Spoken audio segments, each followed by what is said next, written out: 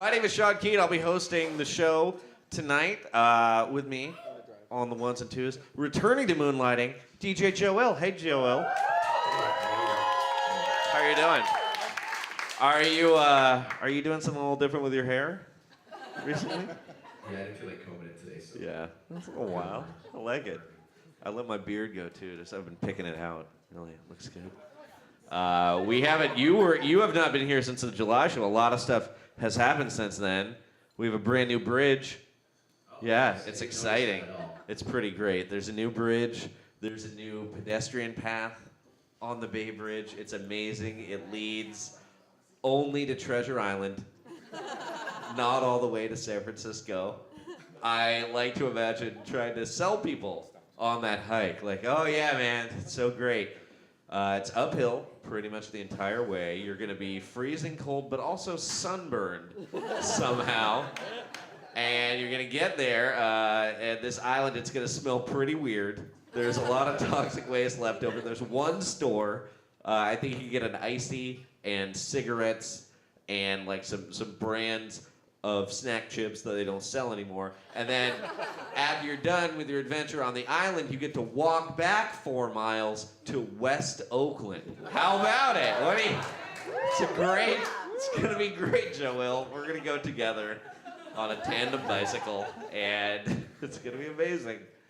No, I heard they're gonna let the bike path across is gonna be the old bridge, which seems a little weird because they took down that old bridge because they're like, look, it's unsafe. If there is any kind of earthquake, that thing is just gonna fall into the bay and everyone's gonna die. Oh, bike messengers, yeah, well, they're expendable. They can, that's okay with us. We're not worried about those people, but it's pretty great. I went to see the Oakland A's a little bit ago. Yeah, A's fans in the back? I'm actually a Giants fan myself, but I go, yeah, there we go. Still holding on, even though it hasn't been the best year. I like to go to a lot of games in Oakland because I'm still a comedian and you can go see the Oakland A's for $2. Yeah.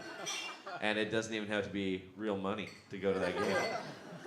You can bring like Monopoly money, Pepsi can probably gets you in, potato chip that kind of looks like Jose Canseco's face. That'll let you in the game. That'll let you in. But you never really forget what park you're at, because the Giants, they spend tens of millions of dollars on the entertainment, and the A's spend tens of dollars on their entertainment, you know? Like, after the second inning at a Giants game, they've got a cable car race, and that's 3D, it's animated, it's geographically accurate. Whole thing is on this 200-foot plasma TV in center field. Then you go to Oakland, and they have dot racing. 3 dots that are moving around a circle. And that's projected on a bed sheet that one of the players just brought from home and tossed over the fence. And all 225 people in the stands are gambling on the outcome. It's very exciting. They also have a promotion in San Francisco. You can be the Visa fan of the game, which means you wave your credit card, you get lots of prizes. They have that in Oakland. Do not have you wave a credit card, though. They have you wave a Clipper card. Yes. And I don't think it's even sponsored by Bart, necessarily. They just want to make sure that everybody has a ride home after the game, and the parking lot's not just full of people going, Raiders, Raiders. Because A's fans are just Raider fans who haven't done time yet, right? That's how you become a Raider fan. You're trying to protect yourself in prison. Your 3 options. You can be a Norteño, you can be a Sereno, or you join the Raider Nation. That's how you protect yourself. Also, why the Raiders are the only NFL team to pay their players in cigarettes. It's tough to get a free. I noticed in the game that the A's have some weird sponsors. They have a big billboard for the National Guard, which seems like it's just tricking drunk fans who are like on their 4th beer, like, you suck, Derek Jeter! I should serve my country. There's something kind of obligation. But the National Guard billboard is next to one that says 1-800-RAIDERS. And that seems unfair because if you are in the California National Guard, there is going to be a point when you are called out to fight the Raider fans, right? It's part of the job. They're going to be rioting. It's like putting you don't want the G.I. Joe billboard next to the Cobra one, right? That's not fair to anybody. I also saw the worst marriage proposal I've ever seen in my life at the Oakland Coliseum. First of all, they did it during a pitching change, not even between innings. So the guy had like 7 pitches to get his business done. And they flashed it up on the scoreboard, but the scoreboard is so small, it's hard to read the words. So it said, Jenny, will you marry me? But also, if you just glance at it, it kind of looked like Jenny loves Marty. And so it's like, what, with Marty? What are you trying to tell me here?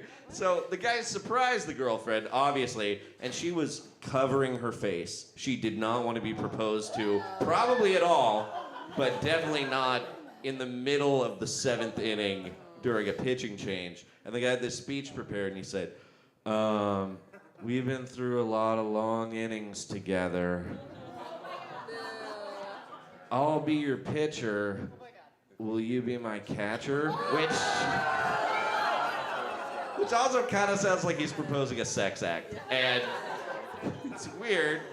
And you can tell everyone in the stands is like, no, don't. And she's still covering her face. And the stadium people are getting visibly nervous. Like, are we seeing the breakup of a horrible couple? Because the game still has to go on. And at this point, he leans over and whispers loudly, "You're on camera. You have to say yes." So at this point, it was like a hostage situation. She did say yes. He high-fived 5 people around him before embracing her. And at that point, I thought she might as well have been holding up like a newspaper with today's date on it for proof of life, because it's a hostage situation. It was the worst proposal ever. They're going to be really happy. Also, Joel, since you've gone, the U.S. won the America's Cup. Yeah, they were lighting speedboats on fire and blasted Steely Dan till dawn in Sausalito last night. Larry Ellison's buying everybody lap dances, and then he's not paying the tab. That's what he's doing.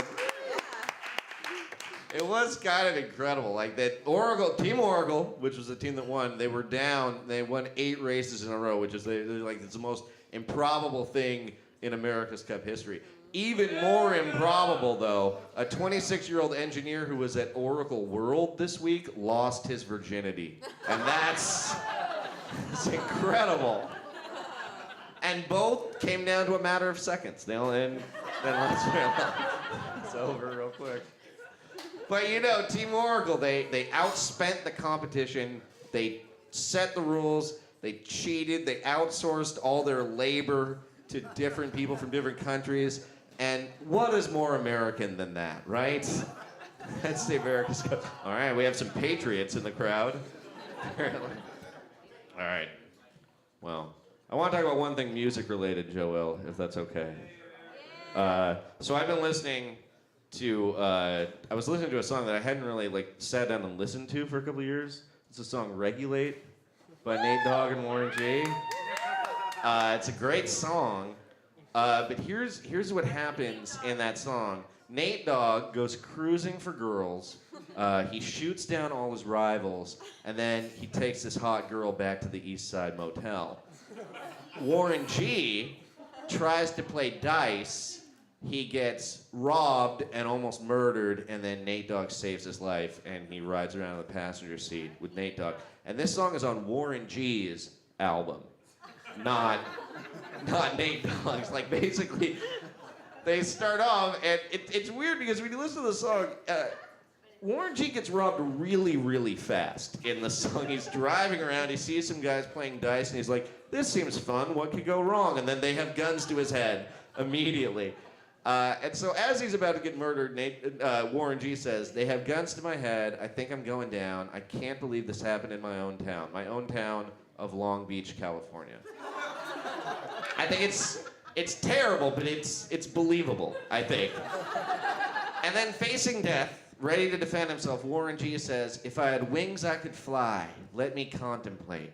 That's what he does in this life-threatening situation. He's like, what if I was a Pegasus? What if... That would be great. Now, granted, I would be exactly the same in this situation. I'd be crying the same way, but this would go into a dream journal, not my first single.